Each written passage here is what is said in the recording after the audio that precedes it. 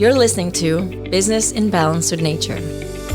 This podcast is brought to you by Business Lolland Falster, an organization in the Kingdom of Denmark that is tasked in promoting awareness and growth in a rural region while maintaining its agrarian legacy. A region that is experiencing a high conjuncture thanks to its strategic location in Europe's largest infrastructure project, the Fehmarn Belt Tunnel, connecting Denmark and Germany. These are the stories of how BLF brings life to their vision of bringing business in balance with nature. My name is Chris and I'm your host. Listen in. Season 1 follows a bold and ambitious concept aimed at attracting promising, high potential, and scalable companies into the region. And you'll hear their stories and how they strive to create a business that is both financially sustainable and have a positive impact on the environment. Welcome to the studio, Ardom. You are from Öselbirch, a company from Estonia that has a long tradition, or a couple of years tradition, of creating birch water. Can you tell us a little bit more about your product? Yes, hello. Glad to be here. This product actually is a tricky product. So when I was a kid, we spent lots of time in the summertime in our grandmother and grandfather's house. So every year we went there on this spring or summertime. My grandfather and grandmother, they were like tapping the birch trees. So we didn't actually understand why they're tapping the birch trees, why that's necessary. But every summer we did hay for the cows, for the lambs, for the goats. My grandmother just brought the birch water to the fields where we were cutting the hay and drying it out. So every time we wanted to drink something, she said, no, you're not drinking the soda or whatsoever. You have to drink the birch water. And the birch water wasn't that time anymore fresh birch water. It was fermented birch water. And she said that this is really good for your stomach. And this will take really this, your thirst away. So from the time I was really used to drinking birch water, when I got older, I didn't understand why other people don't really drink birch water. So in my country, it is common sense that every spring you tap birch trees, but people are not anymore drinking that much birch water. So it's kind of tradition, but now it looks like it's trending in the world that it's cool to drink birch water. You say that it's trending again. What happened before that people or a generation kind of lost interest in birch water? I think at first, if you want to tap a birch tree, then you need kind of harsh winter after the summer and before spring. So birch tree can be tapped only in these areas where you have this like harsh winter. You can tap the birch trees in other areas also, but they are not giving you that much this birch water out because the birch water will start fermenting really quickly.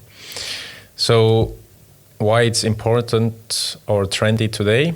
I think people are actually having this new type of connection with the earth again. So they are discovering what is the earth and what's there in the earth. So we are seeing that people are really interested preserving the forest, for example. And if you are a forest owner or an investor, then your first question is how can I profit from forest? It's interesting what you said earlier that, it takes harsh winters. And I can't help but think that there is a correlation to global warming, that maybe production or procurement of birch water has been on the decline. How would you attest to that? Or is it just a generational issue that it went, off grid and now it's popular again? I see different things actually. So it could be attached to the global warming also, and taking so much trees from the forests and like nature areas. It could be that, but also old is new again. So time to time people are looking the old stuff as new stuff. So this, I think, just comes every after one generation that they are discovering, oh, actually our grandparents used to do that. So that was cool. Let's try it again. And let's put the old traditions into steroids or something like that. Yeah. Okay. Well, that's a good thing if there's a good adoption of the old ways. Do you see this rise in birch water products because of this trend? Well, we started our company in 2016, and we started it because I had a dream when I was young, like, okay, when I grow up, I will take the birch water into the world, because I don't understand why other people are not drinking birch water, because my grandmother said it's really good for your health, and why the other people don't know about that. Could you feel a difference when you drink it? Well, I really like to drink fermented birch water because it really takes your thirst away, like she said, when I was young. And it is discovered also it has the good bacteria for your stomach and for your health also. So I really love sauna. So birch water after sauna is like top notch. So you're talking about a tradition that is very isolated in the Baltics that you want to share with the world. Yes, kind of, but we are not the only birch water producers, or let's say bottles in the world or in the Baltics or even in Europe. So 2016, I received one picture from my sister who lives in UK, and she sent the picture that, oh, look, there's one company here putting birch water into a bottle. I was like, oh yeah, let's start our company now. That was the inspiration that kind of kickstarted the business idea. And then we went straight to Kickstarter platform and started our first Kickstarter project. So it wasn't available in Estonia, but we got it through Germany because my second sister lives in Germany. So we just tested kind of the market, how is it? And we got the contacts even to South Africa, to Singapore, to US. So it was really interesting to see what people really thought about that. So we didn't go with a traditional birch water or with a fresh birch water. We literally put birch water into steroids. We made the different flavors out from it, so make it more interesting to introduce for the people. I personally like the natural birch water, which I think is a perfect alternative to water.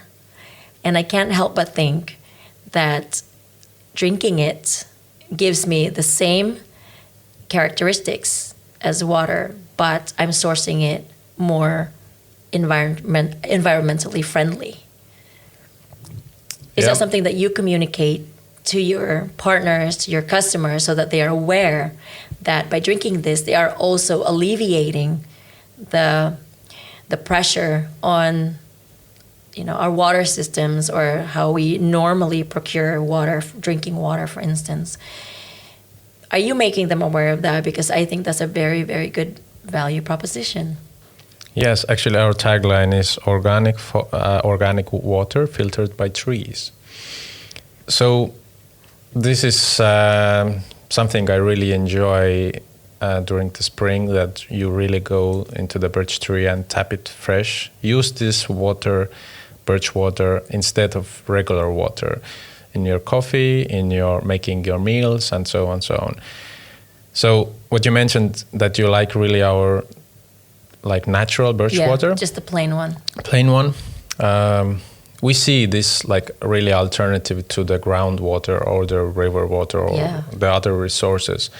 Because, for example, in Africa, they have already this problem that they don't have that much groundwater anymore. So this is alternative, that we are not taking the water from the ground. We are actually filtering the water from above it.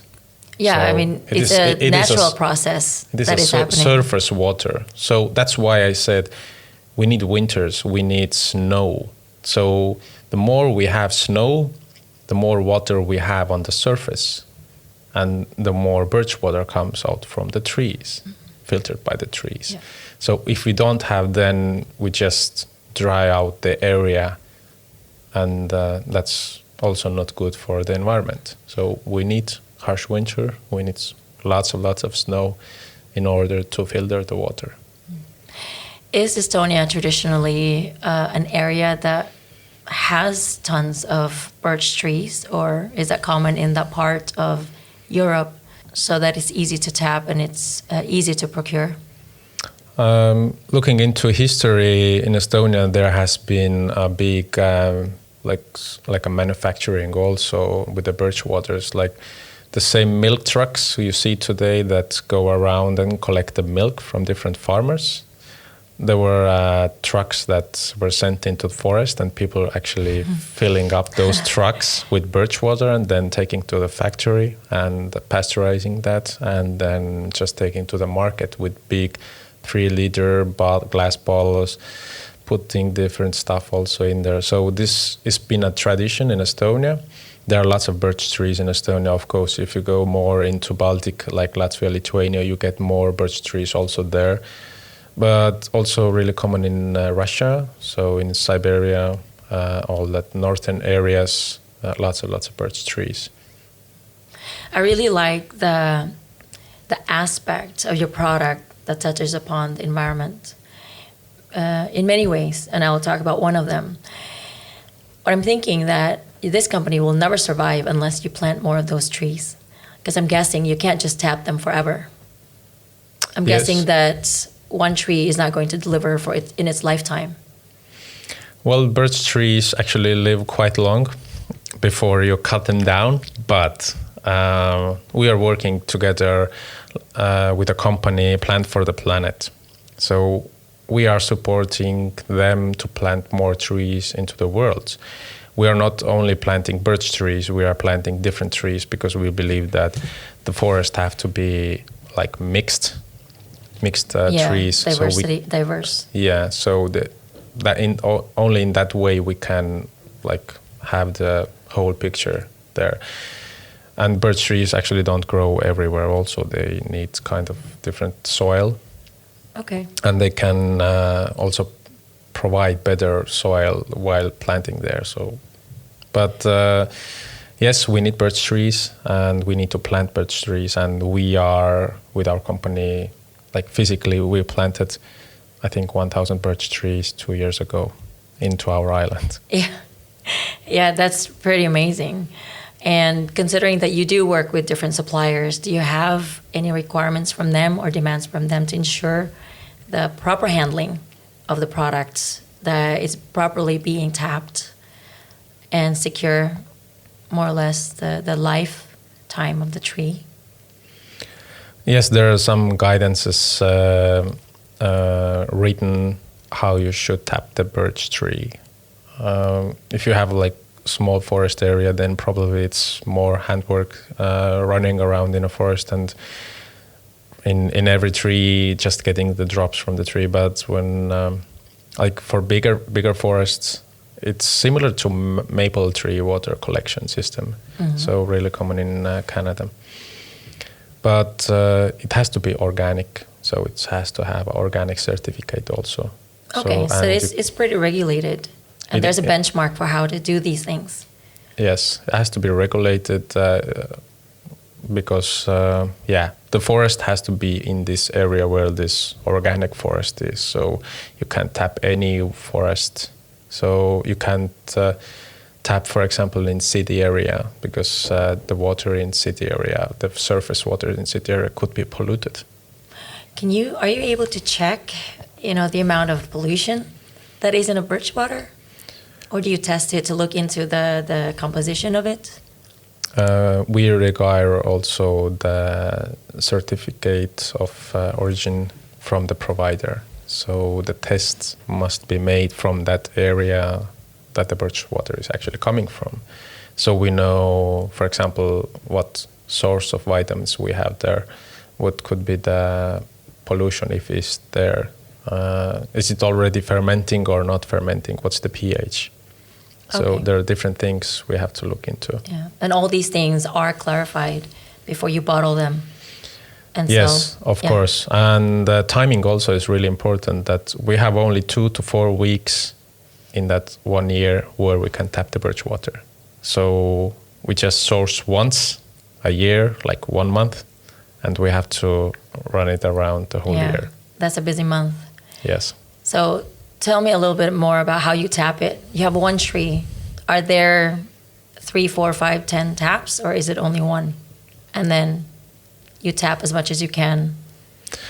Well, you can tap as much as you can, but that's maybe not good for the tree. So, for example, if you have one tree, you mainly have one tap for that one tree. So it depends, starting from 20 to 25 centimeters for the tree.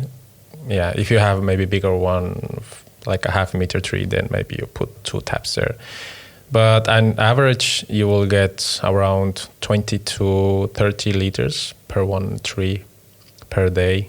Per day, okay. Per day, yeah. And well, this could go up actually to 70 liters per day, but it depends the area, how much snow did you have there. Okay. So it all starts from the nature. Where is this surface water coming from?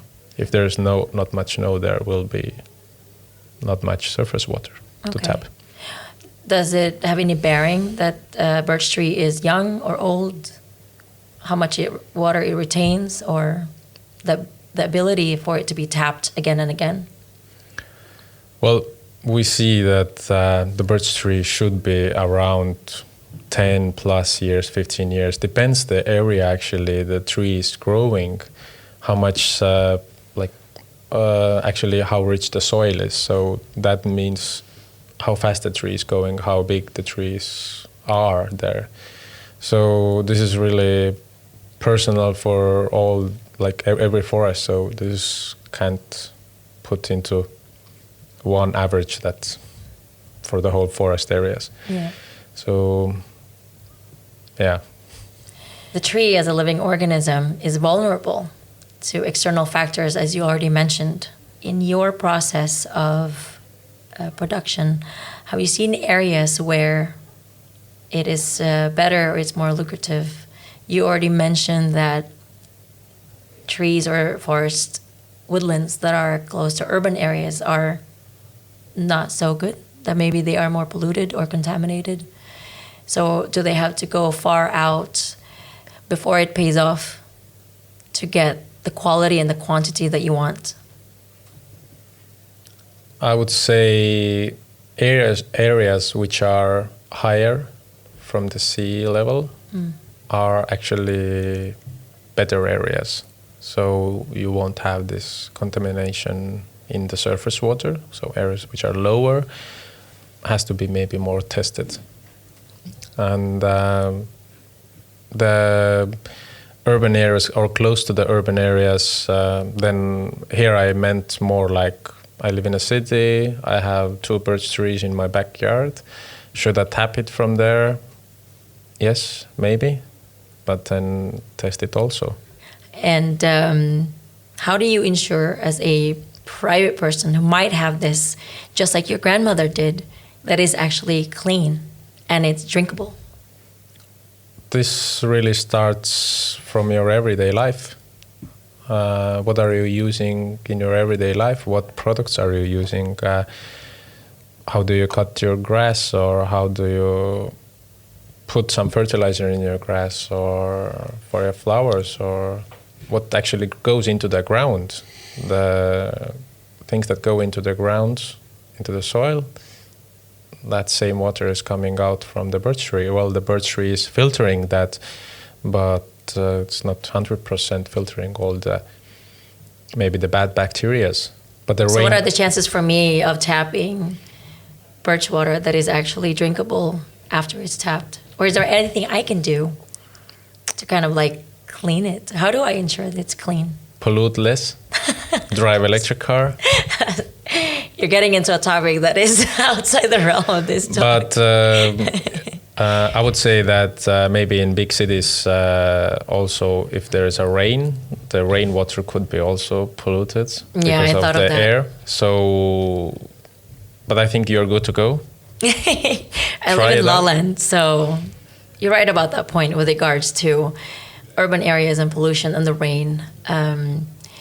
So I think it's safe to say not to try it at home unless you're 100% safe. You can always try, but test it, like I said. Yeah. When I spoke about your company and your products, a few that I know mentioned that they also did this when they were young. And it's almost like a forgotten art. And maybe it's coming back in Estonia, but it's not as widespread here in the Nordics. And I have actually never heard of it in my 20 years here. But it is interesting that this can be easily tapped like in the old days. But I also find it intriguing to figure out whether it is something that I can do as a private person and have that as a sustainable water alternative or juice alternative because of the safety issues or concerns. What would you say to that if a private person wants to try, knowing that they're not able to clean it and purify it as well as you do as a company? I can't say that go and tap your birch tree and drink it if it's safe. So I think every person has to do that decision themselves to measure is it safe or not, or take the risk. I know for my forests in my island that it's 100% safe, so I'm not afraid. But what a person can do actually depends the person. So if you are really the forest person, then find the next big forests around you, and who's the owner? Are they gonna sell it for timber? Are there any birch trees? Maybe they could tap the birch trees. Yeah, instead of cutting them. Yes, so they have this second income of birch water. What is the future of your products, and what do you hope for your products in the next few years? We are really looking into the value that customer is getting out from the birch water. So when I asked from my grandmother, why did you even start tapping the birch trees? She didn't have the answer for that. She was answering like, okay, my mother did that, or my grandmother did that. So we really looked into that more deeply, and we understood that sometimes under Soviet Union, there wasn't that much sugar available. So birch water is kind of sweet, not that sweet as maple water, but still sweet. Around 1 gram of sugar per 100 milligrams. But that's not the thing that we are claiming on the birch water. So if a birch water can make a birch tree bloom, it should make you bloom also. Yeah. So we are really interested what is in that water. And we have made different screenings. We have made some discoveries, and we are hoping to have some good news in the future how we have added value for the birch water that you are consuming. I really love the story of a tradition turned science, turned business. And I am sure that there's going to be a big future with these products. I am a big fan. It's unfortunate we can't get in Denmark yet, but I think that's what we're working on. You have a great opportunity as a business to really expand the product and offer it to countries where water is a scarce resource. And to think that you're tapping it from resources that doesn't require a lot of invasion, if you can say it that way. A lot less than if you are creating riggings to get water, groundwater, for instance, and all the process it takes to clean it. And Yeah, it could be like a national sport in Estonia or in other countries also. Every spring run around in in a forest and just collect those bags or buckets and pour them together and send this water to Africa. Yeah. So it's the alternative ice bucket. Yeah. It's the birch water bucket contest. Yes, but I think it's there is something, but we need to figure out how we will get those winters back, because another way we are shortening this period when we can tap, and if that period is really short, then probably we have rise in temperature in climatic. So this means that at the same time we are tapping the birch tree, the birch water is already fermenting. So this means really new logistics for us. So how you take it really fast to the factory and to the client. So this is a risk also for us. So we need to stop the climate warming. Yeah, I completely agree.